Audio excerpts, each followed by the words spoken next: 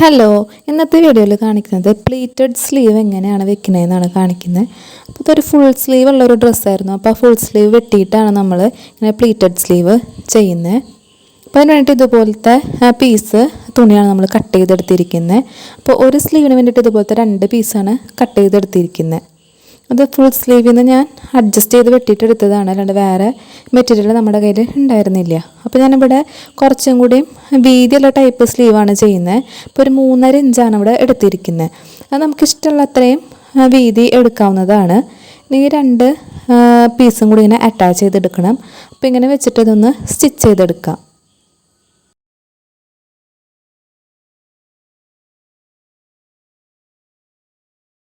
ഇതേപോലെയാണ് സ്റ്റിച്ച് ചെയ്തെടുക്കേണ്ടത്. ഇനി ഇതിൻ്റെ ഒരു സൈഡ് ഇതുപോലെ ഇങ്ങനെ മടക്കി സ്റ്റിച്ച് ചെയ്തെടുക്കുക.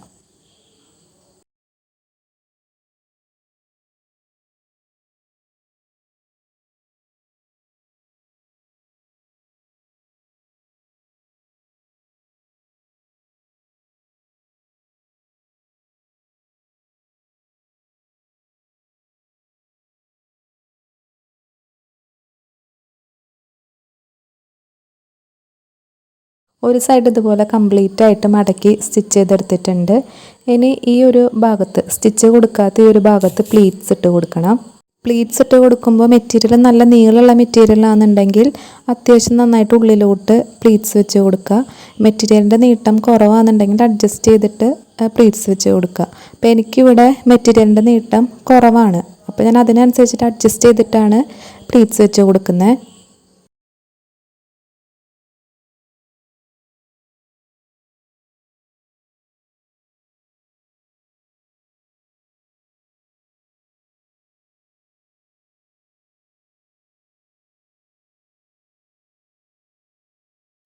ഇതേപോലെയാണ് പ്ലീറ്റ്സ് സ്റ്റിച്ച് ചെയ്തെടുത്തിരിക്കുന്നത്.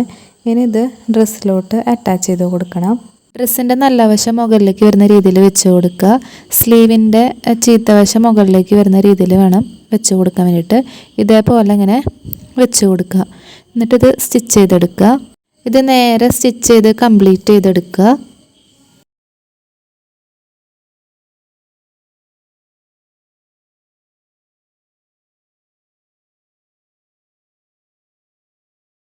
സ്ലീവ് കംപ്ലീറ്റ് ആയിട്ട് സ്റ്റിച്ച് ചെയ്തതിന് ശേഷം സൈഡും കൂടിയും കൂട്ടി സ്റ്റിച്ച് ചെയ്തെടുക്കുക.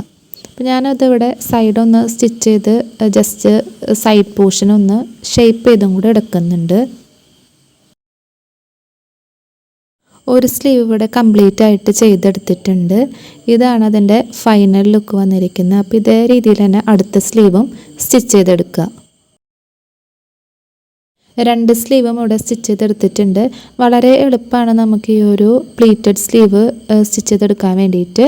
അപ്പോൾ ഈ ഒരു വീഡിയോ നിങ്ങൾക്ക് യൂസ്ഫുൾ ആയെന്നുണ്ടെങ്കിൽ വീഡിയോ ഒന്ന് ലൈക്ക് ചെയ്യുക, ചാനൽ ഒന്ന് സബ്സ്ക്രൈബ് ചെയ്ത് സപ്പോർട്ട് ചെയ്യുക. താങ്ക്